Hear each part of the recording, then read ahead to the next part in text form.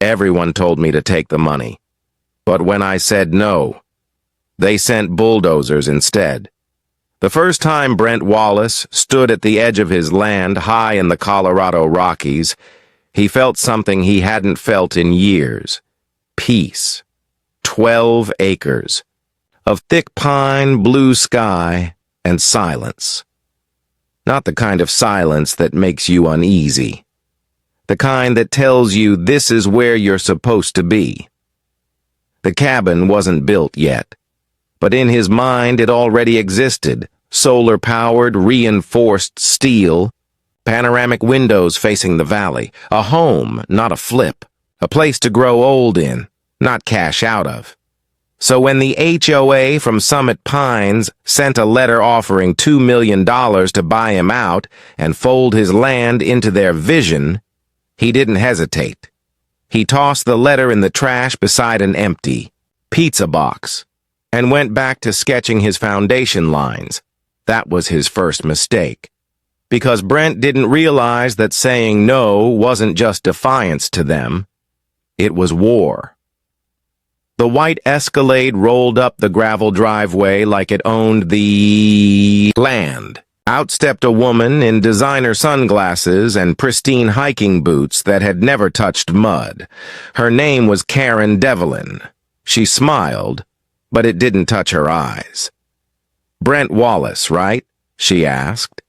"President of Summit Pines HOA, just welcoming our newest neighbor." Brent smiled politely.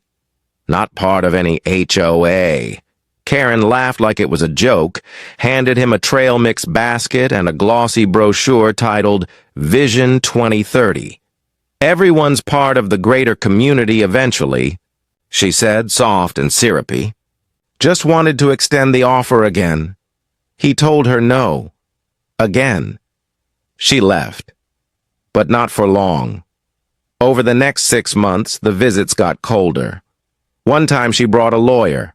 Another time, she stared at his freshly poured concrete foundation and said, "Shame to invest in something that might not last." He started recording everything. Cameras, motion sensors, night vision. He even had 2 microcams hidden in pine trees, off-grid, hardwired to encrypted storage. Almost forgot they were there. Brent didn't stop building. Frame, walls, roof. It took 9 months. The house was perfect, until the night it vanished. He didn't hear the blast, he felt it. Woke to smoke, diesel, and earth being torn open. He staggered outside, half-dressed, and froze. His house, his future, wasn't damaged. It was obliterated. Glass in the dirt, steel curled like ribbon. The kind of wreckage that didn't come from a storm or an accident. It came from intent. His cameras were dead. Systems wiped, backup server erased, no alerts, no motion, no recordings. Then a black Jeep rolled in. Karen stepped out, in heels this time, and she smiled like this was an art piece she didn't care for. "Oh dear," she said, pretending to look concerned. "Didn't expect that." Brent's voice trembled. "What did you do?" Karen tilted her head. "If something happened, it wasn't us. Could have been a contractor mistake. You know, without permits. Demolitions happen." She was mocking him. He told her she'd go to jail. She smiled again. Only this time it chilled him to the bone. 2 men stepped out of the Jeep, shaved heads, dark suits, sunglasses in the dark. They weren't security, they were enforcers. They tackled him, face to gravel, chest crushed, wind knocked out. Karen knelt beside him. Her voice dropped. "You're going to take $500,000 and sign a contract. You'll say it was an accident and disappear. Or your body turns up near the ravine. Bear attack. A silver. Case of money hit the dirt and a pen." He said no. Then everything happened at once. A shove. an elbow. He ran, through forest, over rocks. Branches sliced his arms, blood in his eyes. He ran until the trees opened into a road. He kept running. Somewhere down the highway, he stumbled into a diner called Lacey's Grill. Clothes shredded, face covered in sweat and dust. He begged the waitress for a phone. No cops, just one number. "Andy," he gasped when the line picked up. "They destroyed my house. I'm at a diner." "They tried to, please, man. I didn't know who else." "Don't move," the voice replied. "I'm already coming. Andy Morales, former Marine, now FBI, Brent's old squad mate, a man who owed him more than one favor." Brent collapsed. By the counter, waited. Then 2 sheriff's deputies walked in. "You Brent Wallace?" one asked. They said there'd been a report, that he was a suspect. He asked if he was under arrest. Not yet. When he asked for a lawyer, they snapped. Slapped cuffs on him, face to counter. Blood on his cheek. That's when headlights lit up, the diner windows. And everything changed. The door burst open. A man in a black suit barked, "Federal agent, let him go." Andy. He ripped off the cuffs and shoved the deputies back. "This man is in federal custody. You just assaulted a federal." Witness. The diner went silent. Within minutes, the deputies were disarmed, arrested, and seated in their own cruiser. Andy looked at Brent. "You're not dealing with a greedy HOA," he said. "This is bigger. This is a criminal conspiracy." And he wasn't wrong. Because Brent still had one thing left, something Karen never knew about. 2 micro cameras, still hidden in the trees, and the truth was buried inside them. "They erased my house like it never existed. But they didn't know I'd hidden the truth in the trees." Brent didn't say much as Andy drove west through the Colorado night. He sat in the passenger seat, hands trembling in his lap. The image of his shattered house still burned behind his eyes. The wind blew through the cracked window, sharp and cold, like it was trying to keep him awake. Andy didn't ask for details. Not yet. Instead, he turned off the paved highway onto a forest. Road marked only by a rusted U.S. Forest Service sign, the kind of place tourists missed and locals avoided. The trail twisted uphill for miles before ending at an old decommissioned ranger station, silent, remote, forgotten. "This'll do," Andy said. "We've used it before. Off-grid, secure." Inside, it smelled like cedar and old coffee. A portable generator hummed out back. Laptops, radios, a satellite dish disguised as a dead stump. This wasn't Andy's first rodeo. Brent collapsed onto a folding chair, still shaking. Andy handed him a bottle of water. Talk. Brent did. Everything, start to finish. The land, the offers, Karen, the threats, the house, the explosion, the assault, the suitcase of money, the manila envelope. He told it all in one long, ragged breath like someone purging poison from their lungs. And then, as if out of nowhere, a detail returned from the edge of memory. "There's something," he said, sitting up. "I had 2 microcams installed in the trees out back. Separate system. Wired, not wireless. Solar powered. No signal, just local storage." Andy blinked once, then grinned. "Encrypted local drive?" "Yeah. Waterproof, hardened casing. You'd only know where to look if you planted the tree yourself." Andy stood, already moving. "Then we go get them. Now." They left within minutes. No sirens. No headlights. No backup.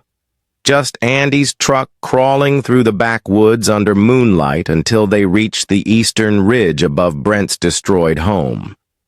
They parked a mile out and hiked in silence, avoiding the road, avoiding the front. The land was a ruin, still steaming. The scent of scorched timber and diesel clung to the air like grief. Brent led the way, counting trees in his head like he was remembering the names of lost friends.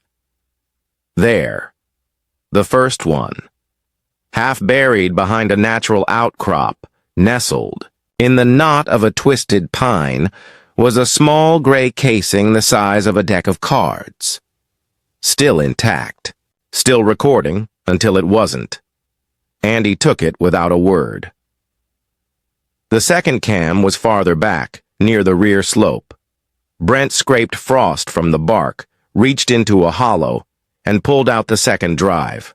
Together they climbed back through, the dark like thieves stealing the truth. Back at the ranger station, Andy slid both drives into a forensic dock. The laptop hummed. The screen lit up, and what they saw silenced the room. 6 a.m. A black truck rolled onto the property. No plates. Then another. 4 figures in black gear moved like shadows. 2 carried shaped charges. One set up a device on a tripod, jamming the signal. The other positioned explosives with surgical precision along the house's support beams. No hesitation, no words, just professionals at work. At 3:11 a.m., the charges blew, silent, clean, efficient. Brent's house folded inward like a sandcastle stomped by a boot. And then, 3:27 a.m., she arrived. Karen, heels, windbreaker, clipboard. She stepped over the wreckage like it was litter. She didn't flinch, didn't pause. She pointed. She smiled. She laughed. Then she swept her hand over the rubble like a queen admiring a battlefield. Andy froze the frame. That, he said quietly, is conspiracy. And it's recorded. Brent stared at the screen, barely breathing. What do we do with it? Andy didn't answer. He just started making calls. By morning, the ranger station had become a war room. A federal tech team arrived by chopper, forensics, legal advisors. One agent brought Brent's phone, pulled every voicemail Karen had ever left. Another pulled records from local permit offices. Every brick was being stacked. At sunset, Andy handed Brent a burner phone. You're off grid now. Don't answer, unless it's me or this number. Don't go back. Don't talk to anyone. Brent nodded, but then he hesitated. What about Karen? Andy's jaw tightened. She doesn't know we have the footage, and that was the plan. Let her keep talking. 3 days passed inside that ranger station. Brent barely slept. Every time he closed his eyes, he saw his house collapsing in flames, heard Karen's voice whispering threats behind perfume and pearls. The weight of everything he lost kept pressing on his chest like a boot. But on the 4th morning, Andy said the words Brent didn't expect. She's not just HOA. Andy was staring at a whiteboard filled with connections, names, companies, properties. Karen's tied to 4 LLCs, 3 PAC donations, and 2 shell companies that don't exist outside a P.O. box. She's not just protecting a neighborhood, she's protecting a pipeline. That same day, a breakthrough landed like thunder. One of the agents stormed in with a laptop. We found a server, hidden, encrypted, upload logs, payment trails, internal emails, everything.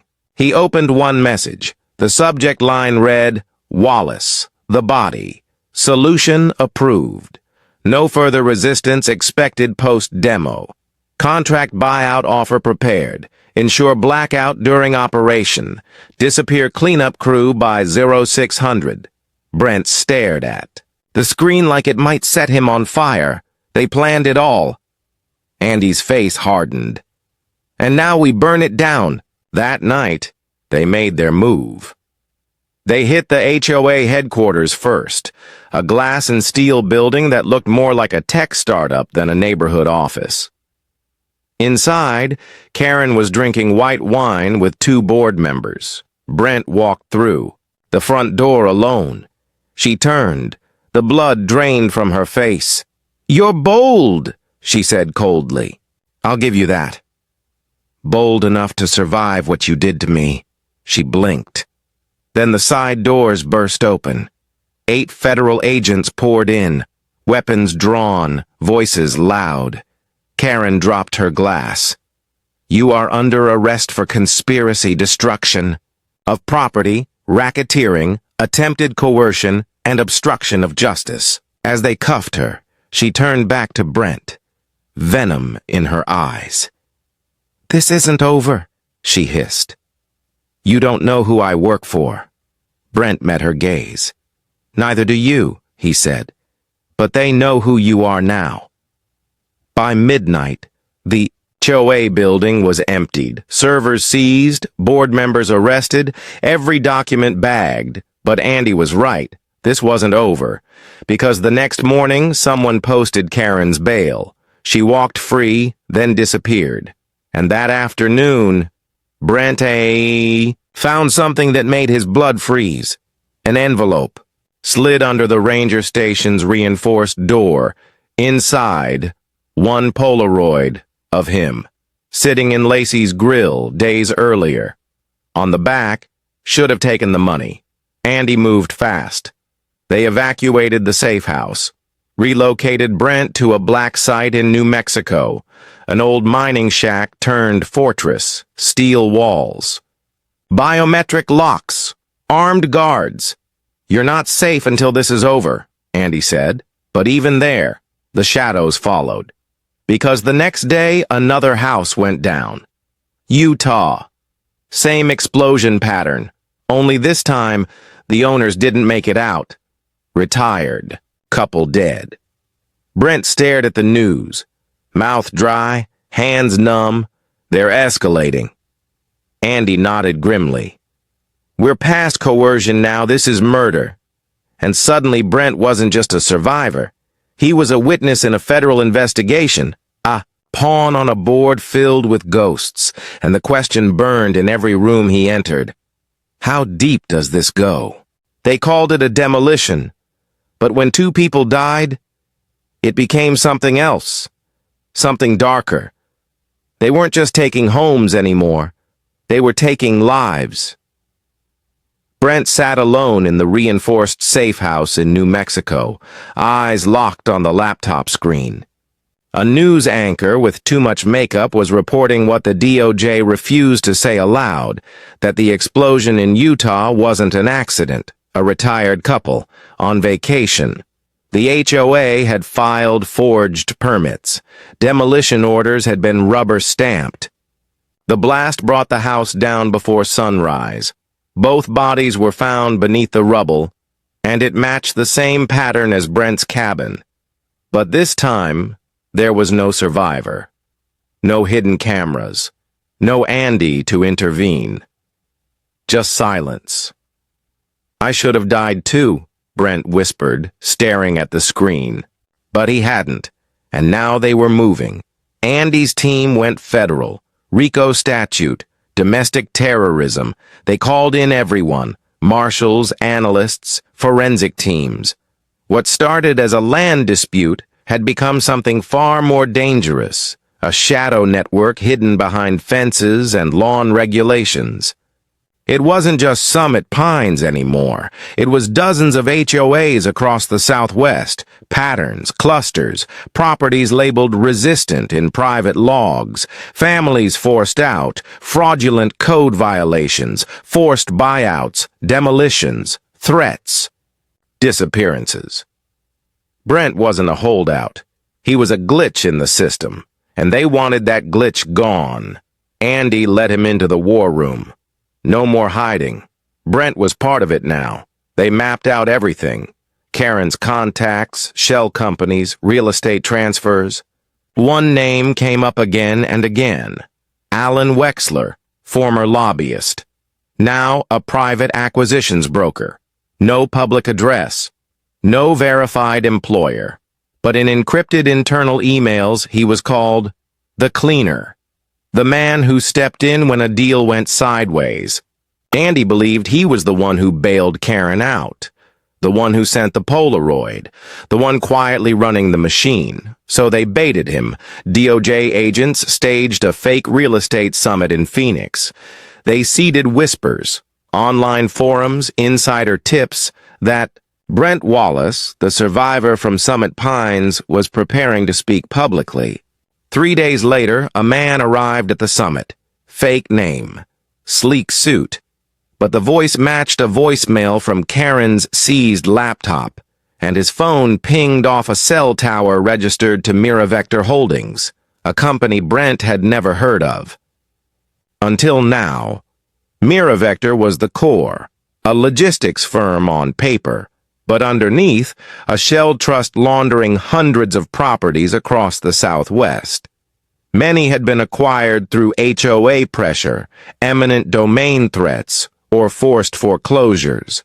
They weren't just flipping houses. They were flipping communities, developers, political donors, passee money, and behind it all, Wexler. They let him walk. For now, his car was bugged, his laptop tapped, his phone cloned. Within 48 hours, they traced him to a compound in Scottsdale with more surveillance cameras than a Pentagon wing. And while they watched him, Brent received a second message, encrypted email. No return address.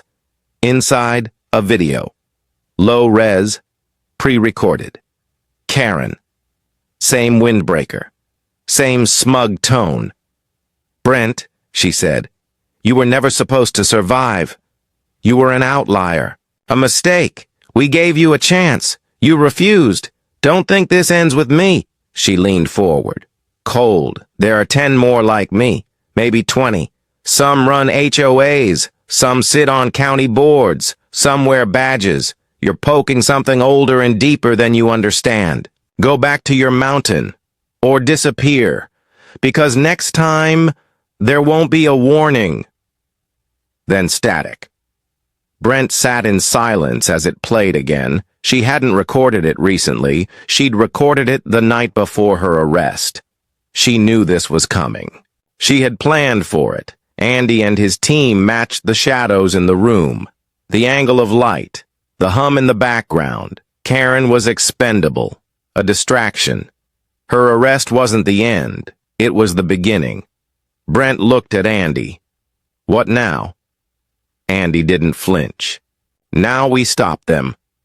They launched a sting, a controlled operation approved at the highest levels. Brent would appear live via a federal protected media channel, voice distorted, face in shadow, giving an exclusive interview about the HOA corruption and the attempt on his life. The goal? Draw them out. The interview went live that evening. Brent's voice came through distorted, steady, haunted. I won't be silenced, he said. And I'm not the only one. It worked. Within 12 hours, someone breached a DOJ backup server, one that didn't exist. It was a honeypot. They traced the attack through 5 VPN layers, finally landing at a private data center in Flagstaff, owned by a subsidiary of Miravector Holdings. Warrants flew, SWAT teams deployed. They hit the data center, then the compound in Scottsdale. Servers were seized, drives cloned, people arrested. One man was caught trying to destroy a wall safe with a hammer. Too late. Inside, a black notebook, handwritten. Lists of properties, HOA zones marked in red, code names, payout ledgers, and one line Brent would never forget. Wallace. Terminated. Attempt failed.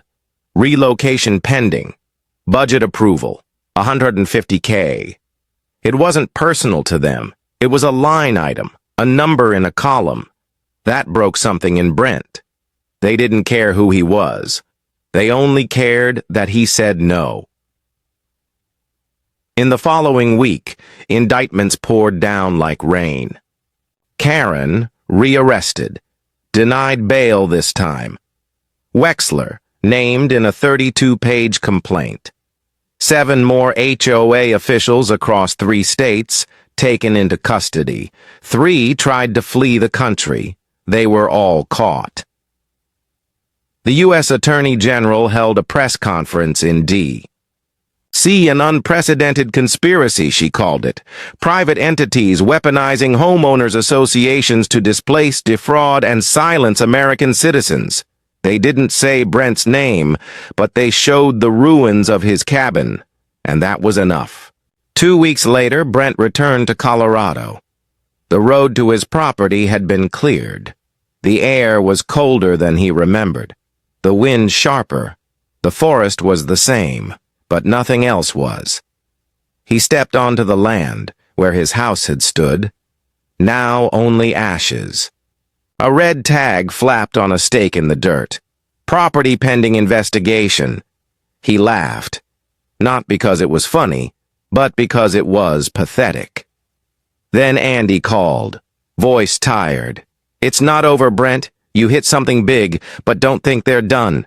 "I don't," Brent replied. "But I'm not afraid anymore."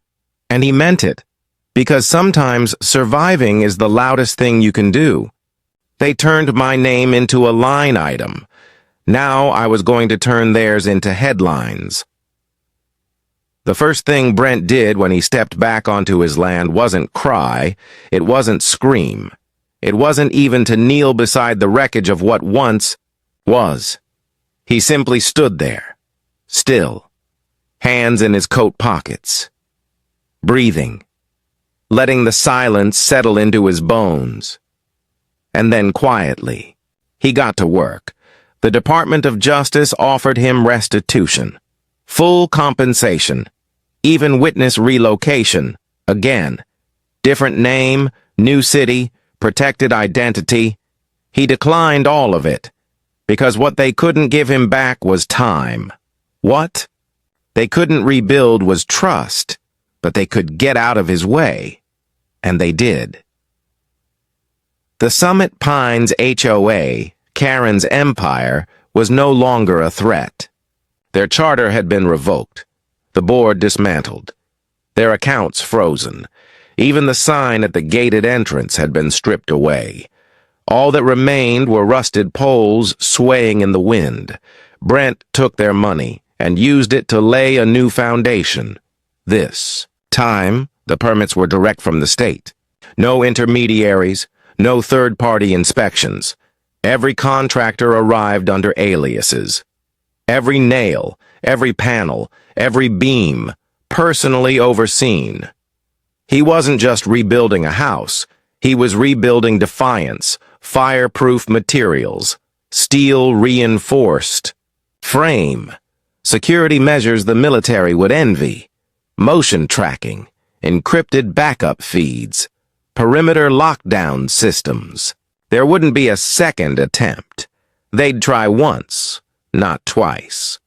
And somewhere between pouring the slab and setting the walls, Brent did something else. He wrote, long form, anonymous, verified, a full account of everything. The first letter. The white Escalade, the fake permits, the assault, the money, the black. SUV Karen.Wexler. The shadow ops, the plot, the network, the system. It went viral. ProPublica picked it up, then The Atlantic, then 60 Minutes. And suddenly Brent Wallace, the holdout, the problem, the man who refused the money, became something else. He became the warning. News coverage exploded. Congressional hearings were scheduled. County boards across the country came under audit. Over 100 HOAs were formally investigated across 10 states. At least 30 were dissolved. Brent didn't chase it. He didn't look for cameras. But they came anyway. Because sometimes the story finds the light, even when you don't ask for it. And then came the trial. Karen Devlin. once the queen of Summit Pines. Now, a prisoner in a federal jumpsuit. Her mugshot went viral in hours. Hair tangled, eyes wide. Still wearing those signature pearl earrings, the same ones she wore the night she tried to buy him off with a suitcase full of hush money. Brent didn't attend her sentencing. He didn't have to. He watched the broadcast from his porch. Karen was sentenced to 21 years in federal prison. No parole, racketeering, conspiracy, obstruction, endangerment, attempted homicide. Wexler got 32, 4 other associates flipped, plea deals in exchange for testimony. The Miravector umbrella collapsed under the weight of civil RICO suits and federal seizure. But the justice system wasn't the end. Not for Brent. Because then, Congress called. He flew to Washington under federal escort, silent the whole flight. His new cabin still smelled like pine and plaster. It hurt to leave it again. But this mattered. He sat beneath the lights of the televised hearing, surrounded by politicians in expensive suits, pretending not to be shocked. And he told them everything, not just the facts, the feelings. What it's like to have your life erased by people with power and no conscience. What it's like to feel alone in your own country. What it's like to be offered a choice between silence and survival, and choose neither.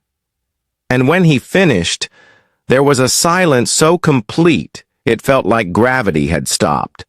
Because everyone in that chamber knew he wasn't the only one. After the hearing, a man approached him in the hallway. Flannel shirt, calloused hands, 40, maybe 50. "I own 20 acres in Nevada," he said. "Got the first letter last week. Offers. Then threats. Thought I was going crazy." Brent nodded. "Now I know what to look for, thanks to you." Brent shook his hand. "Don't let them scare you." "I won't," the man said.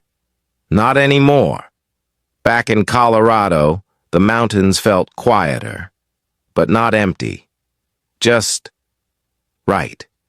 Brent spent the days splitting wood, reading reports, and responding to the avalanche of messages, letters from other victims, other survivors, families who'd been fined into foreclosure, veterans whose cabins had been condemned for imaginary violations, single moms threatened with liens they couldn't afford to fight. Some just wanted advice, most just wanted to be heard. Brent responded to every single one. Because he knew what silence felt like, and he knew what it cost. Karen would never see freedom again. She'd been transferred to a federal prison in Illinois after an altercation with another inmate. Wexler? Solitary, his appeals denied. Summit Pines? Gone, the land auctioned to the county. Reclassified as conservation land. No homes, no gates, just trees. Wind and memory. Andy visited once late in August. They grilled steaks on the back deck, watched the sky fill with satellites like silver scars.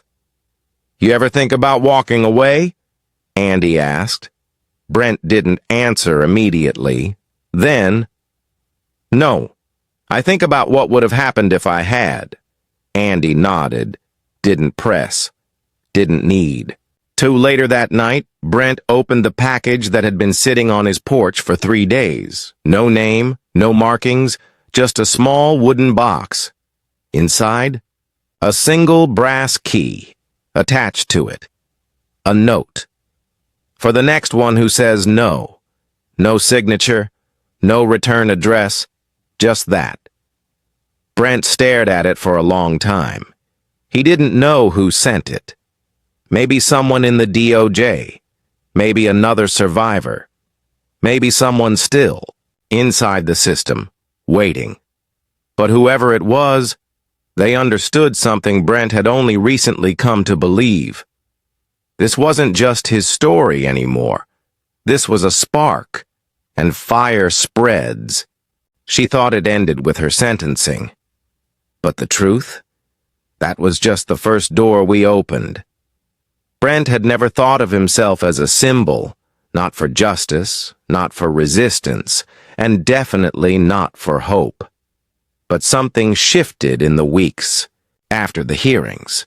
He started receiving letters, hundreds at first, then thousands, some typed, some handwritten, some folded with shaky hands and sealed with tape. They came from veterans, teachers, widows, single parents, people from every corner of America who had been bullied, cornered, silenced by the one system nobody ever thought to question, the HOA. It wasn't just a Colorado problem, or even a western state land grab. This was national, Florida, Nevada, Arizona, Michigan, Texas. Stories spilled out like poison. Families forced from their homes over fines for mailbox paint, fences half an inch, too high invisible violations. A mother whose autistic son's therapy ramp was ruled aesthetic pollution. A grandfather fined into foreclosure because his grass didn't match the neighborhood's preferred shade of green.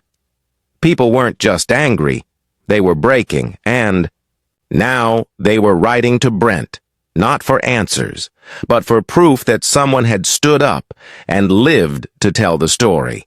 The Department of Justice moved fast. The success of the Summit Pines takedown had emboldened them. A new division was formed, HOA Corruption Task Force. Andy Morales was named its lead investigator. Brent didn't hesitate when Andy called. "We've got one in Oregon," Andy said. "The patterns match, bogus violations, fake citations, then suddenly a gas leak, then a fire. You'd be surprised how familiar it sounds." Brent didn't even blink. I wouldn't. He wasn't hiding anymore. He was helping. The new cabin in Colorado became more than just a home. It became a beacon, a signal fire burning on a ridge no one could ignore anymore. But then something happened that changed the game again. A warrant team raided one of Miravector Holdings' abandoned offices in Tempe, Arizona. What they found wasn't paperwork. It was hardware, a private data server, physically secured with triple steel locks. Inside, the real operation. Dozens of spreadsheets labeled clearance chains, priority properties, escalation protocols, each tied to local HOAs. Brent's name was there. So was his parcel number. But he wasn't alone. There were hundreds, each marked by a colored status bar: acquired, in progress, terminated. Some properties were listed as posthumous resolutions. Brent's stomach twisted. Posthumous, that was their word for death. Andy called it what it was: organized criminal real estate warfare. And this time, no one could look away. The DOJ subpoenaed 3 more real estate trusts. Federal RICO indictments expanded across state lines. Multiple shell companies collapsed overnight. And then, as if the shadows knew they were losing, they lashed out. Brent got the call at 2:13 a.m. Andy's voice was sharp. "Flat. You need to get to the safe house. Now." What happened? Another one. This time it wasn't in Utah. It was in Montana. An isolated rancher. Off-grid. No family. No local protection. He'd received threats. Letters. One offer. He refused. Same pattern. Pre-dawn detonation. No warning. House leveled. Body not recovered. No witnesses. Brent clenched the phone so tight his knuckles cracked. "How many more?" Andy didn't answer immediately. "We don't know. That's the problem." The Montana incident broke national media silence. Investigative journalists, fueled by Brent's story, started hunting patterns. Land survey records, county board, Meeting minutes. HOA internal memos. A full map emerged. The Miravector project. Over 400 properties targeted across 17 states. And behind each one, a paper trail buried in layers of obfuscation. Each HOA operated independently, but the escalation patterns, the funding pipelines, the legal overlaps, they all pointed back to a singular model, a central strategy, a chessboard with hundreds of pawns, and Brent, the piece that didn't fall. Until now, he hadn't known just how close he had come. 3 weeks after the Montana blast, Brent received an encrypted message. This one wasn't from Karen. It wasn't even a threat. It was an offer. Typed, polished, sanitized. Mr. Wallace, your position is no longer sustainable. Our organization values your resilience, but your presence is proving destabilizing. Attached is a contract, full property buyout at 10 times original offer, $20 million, no interviews, no publications, walk away. This is not a threat. This is an invitation to peace. You have 72 hours to decide. Failure. To do so will be interpreted as hostile. Brent didn't forward it. He didn't archive it. He printed it, folded it, and nailed it to the front gate of his cabin like a warning to anyone watching. Come and try. He waited 3 days. Nothing happened. Then came the drone. It hovered above his. Land at 2 a.m. One of his security sensors caught it. He traced its flight path and found a collapsed section of pine fence the next morning, along with tire tracks that vanished into the tree line. He called Andy. Guess they got my answer. Then we accelerate the timeline, Andy said. The next 48 hours turned Brent's cabin into a bunker. Federal marshals arrived. A surveillance team parked on the ridge.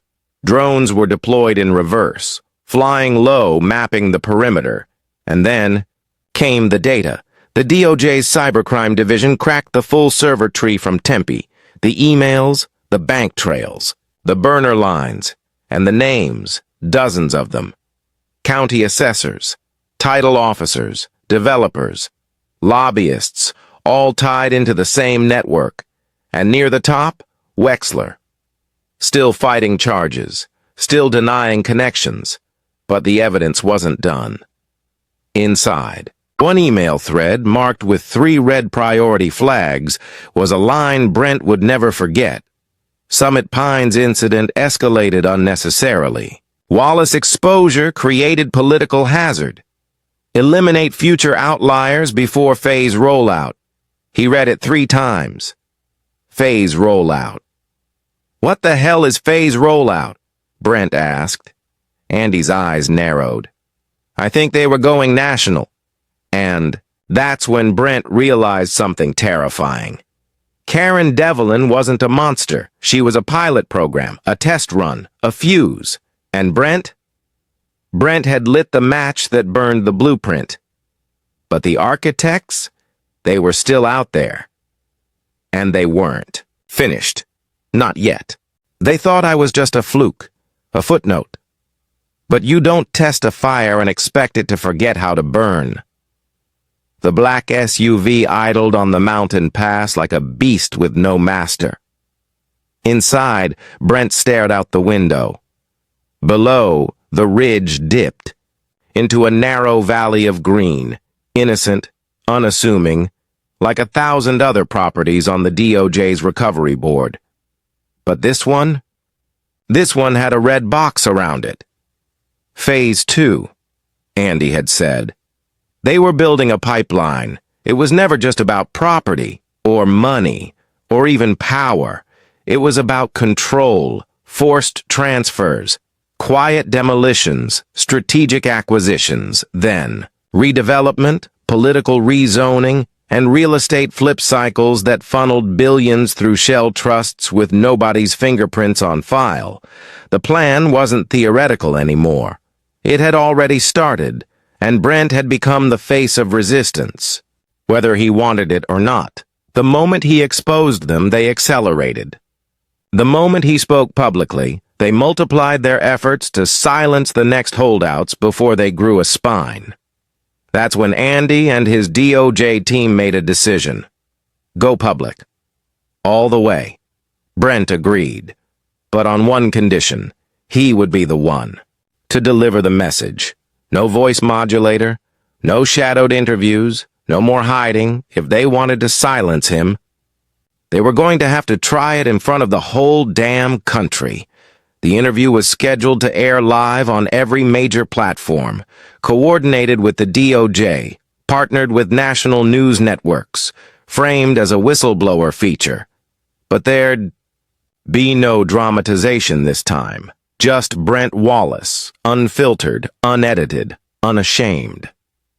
In the hours leading up to it, Brent sat in the green room of a federal media center, dressed simply, denim jacket, flannel shirt, eyes clear and cold. Andy walked. "In, last chance," he said. "You want to back out? I'll walk you out the back door myself." Brent didn't blink. "They already came from my life. What's left to take?" Andy gave a tight nod. "We'll have teams monitoring cyber backdoors. We're ready." Brent's lips twitched into a ghost of a smile. "No, they're not." At 8 p.m. Eastern, the cameras rolled. Brent stepped into the frame. He didn't raise his voice. He didn't plead. He told the story exactly as it had happened. The land, the offers, the threats, the house, the blast, Karen, the goons, the money, the attempted erasure, and the proof. Footage, servers, names. Then he looked into the camera.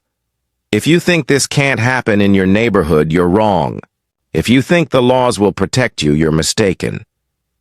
But if you think they can silence all of us, you haven't been listening." He named names. He held up a copy of the contract that offered him $20 million to disappear. He laid out the new map of HOAs being used as weapons, of innocent families being targeted for standing on what they owned. And when it was over, he said 5 simple words. "You are not alone anymore." Then he stood, took off the mic, and left the room. What happened next surprised even Brent, because the broadcast didn't just go viral, it sparked a movement. The next morning, over 400 properties listed in the clearance chain posted photos.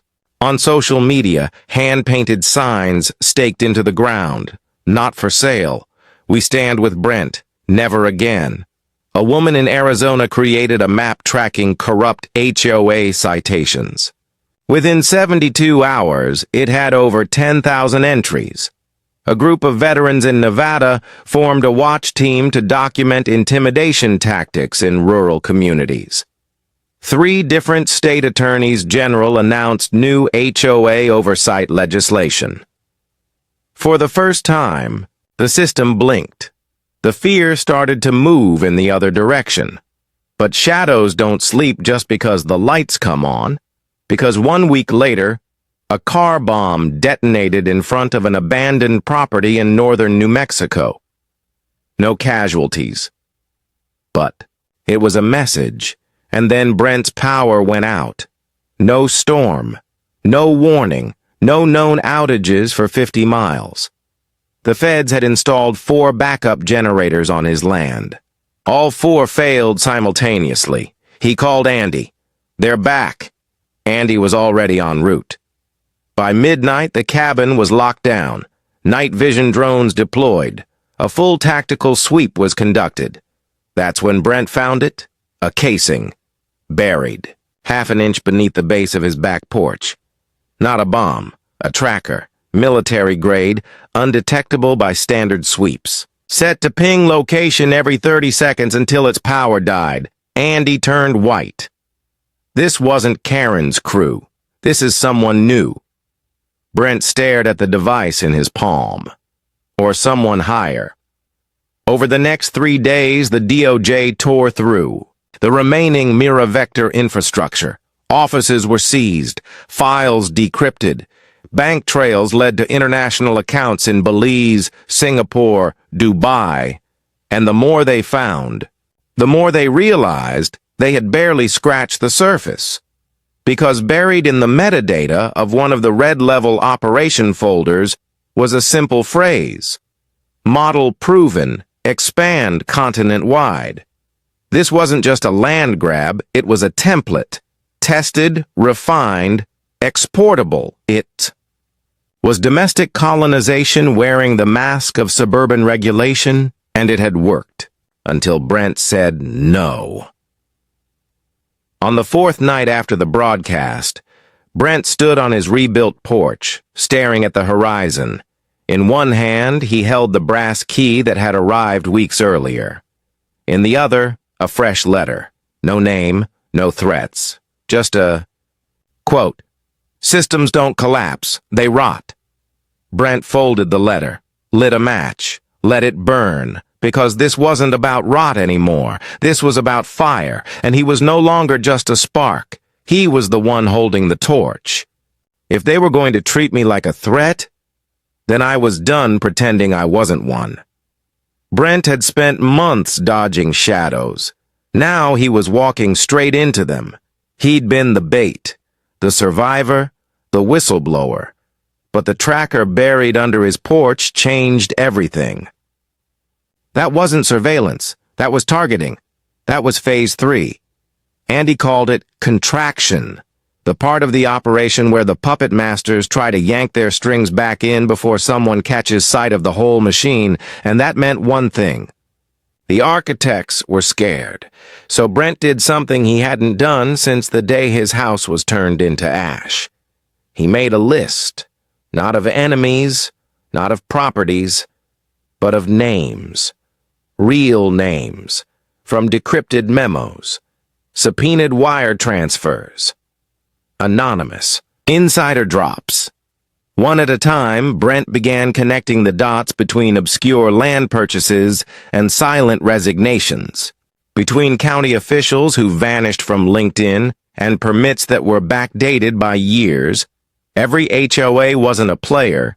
Some were puppets, some were pressure valves, and some were pilots, testing demolition tactics in unincorporated zones with minimal oversight.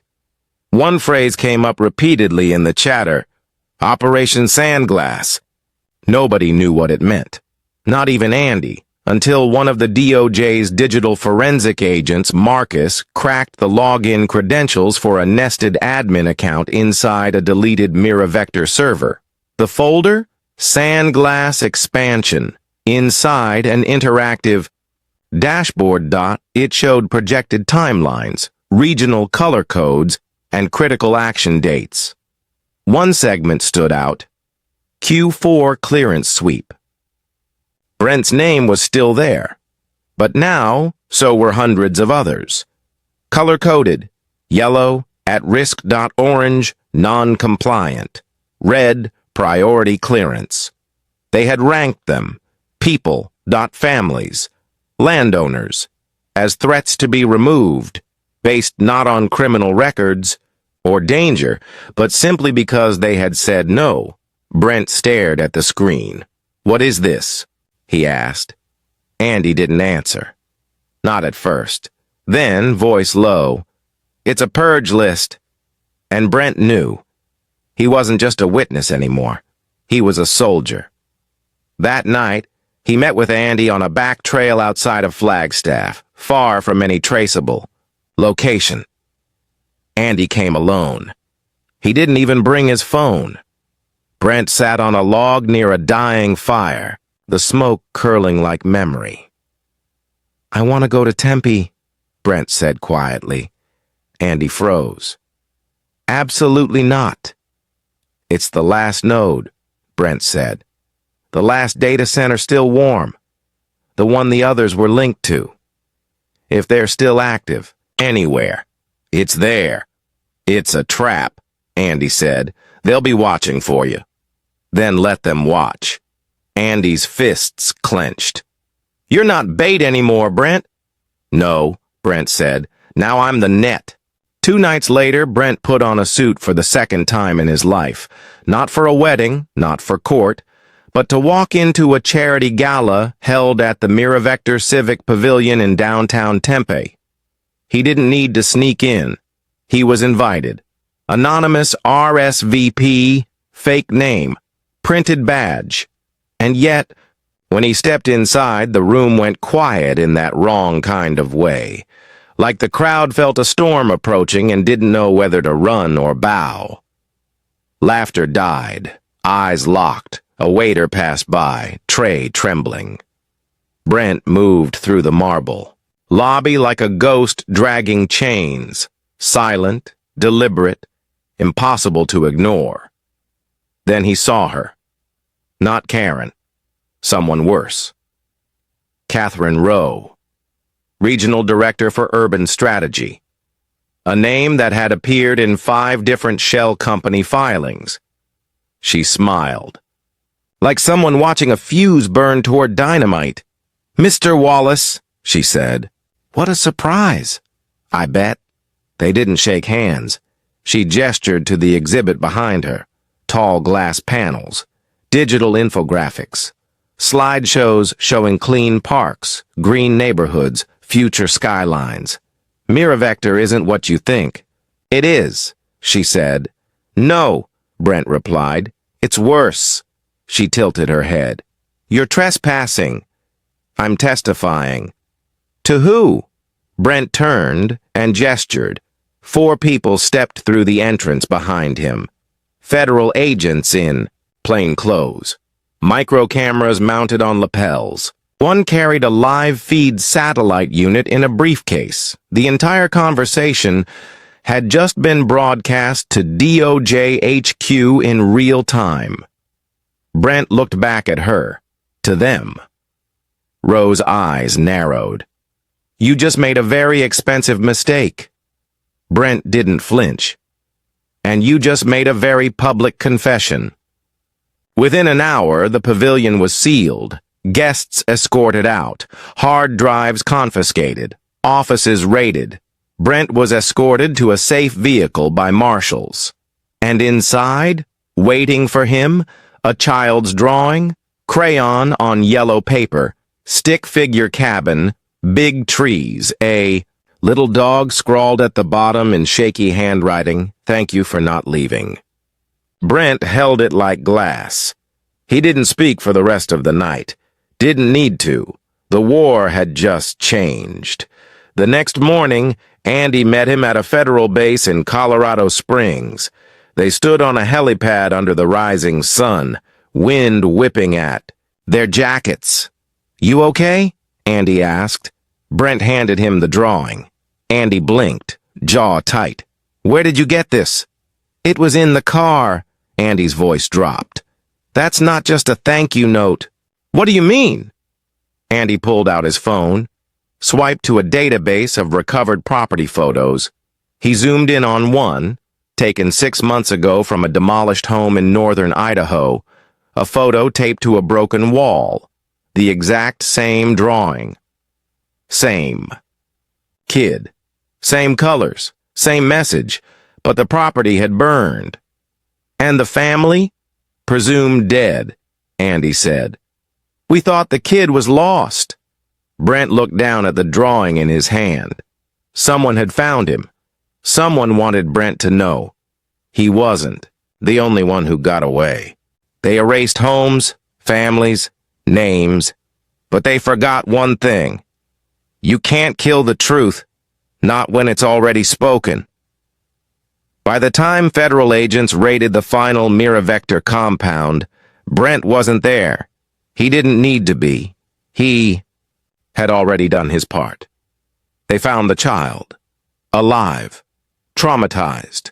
But alive. Hidden by a retired inspector who had once worked for a Miravector subsidiary. The man had taken the child in after the Idaho demolition, driven by guilt and fear and a desire to do one thing right before he died.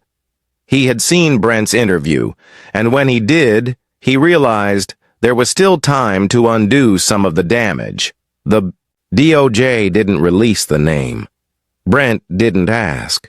Some stories didn't need cameras, some victories didn't need headlines. But the flood had already begun. 1 week after the Miravector collapse, 3 U.S. senators jointly introduced legislation known as the Community Transparency and Accountability Act.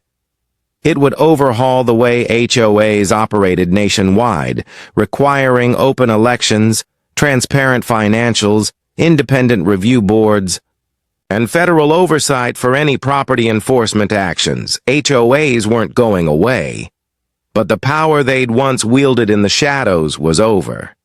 Brent had made sure of it. Back on his land, spring returned slowly. Snow melted from the ridges in waves, revealing grass that didn't care who'd walked there before. The house stood taller than before, stronger, wiser. Brent split wood each morning before sunrise. It wasn't for warmth, it was for rhythm, a heartbeat that echoed through the pine. No longer waited for letters or threats.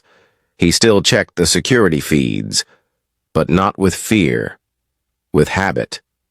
Because even when the war ends, the scars keep speaking, and some part of you always listens. The brass key still hung beside the front door, unused, untouched, but not forgotten. He'd thought it might be symbolic, but now he saw it differently.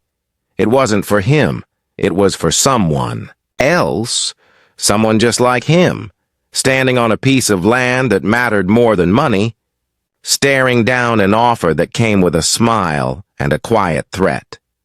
Someone wondering if saying no meant saying goodbye to everything, and when that moment came, Brent knew they'd need something to hold on to, not to unlock a door, but to remember. One had already been kicked open and never closed again. Late one August evening, Brent stood barefoot on the back porch.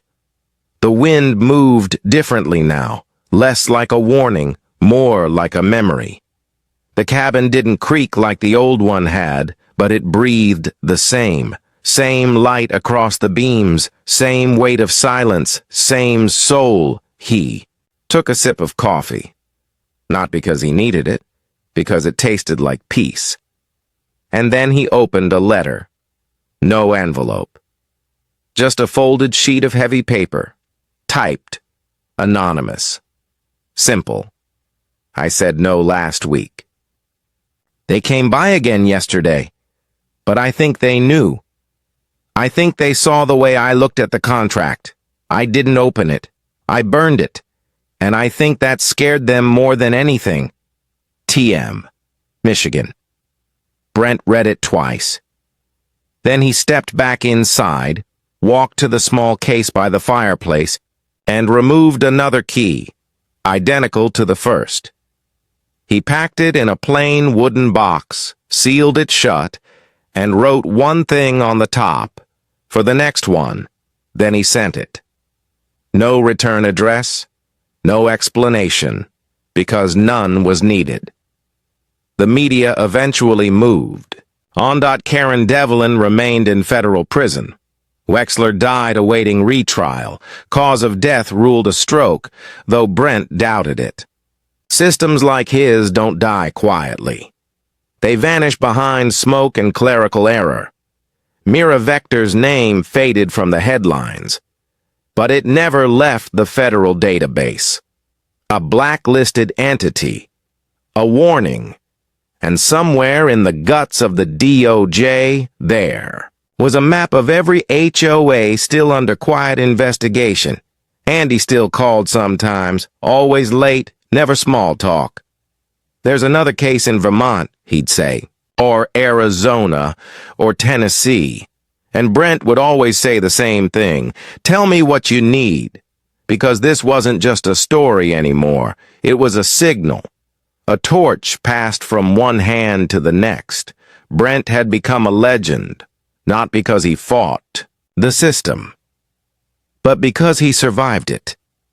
Because when they erased his home, he didn't vanish. When they offered him silence, he answered with a name. And when they tried to bury him, he built again. One night, months later, a girl stood outside his front gate, teenage, jacket too thin for the cold, eyes red from crying. Brent walked out slow, didn't speak. She held something in her hand, a burned letter, the remains of an HOA offer. She said 5 words. I didn't know where else. Brent didn't ask for a name. He just pointed to the porch. Come in, he said. It's warm.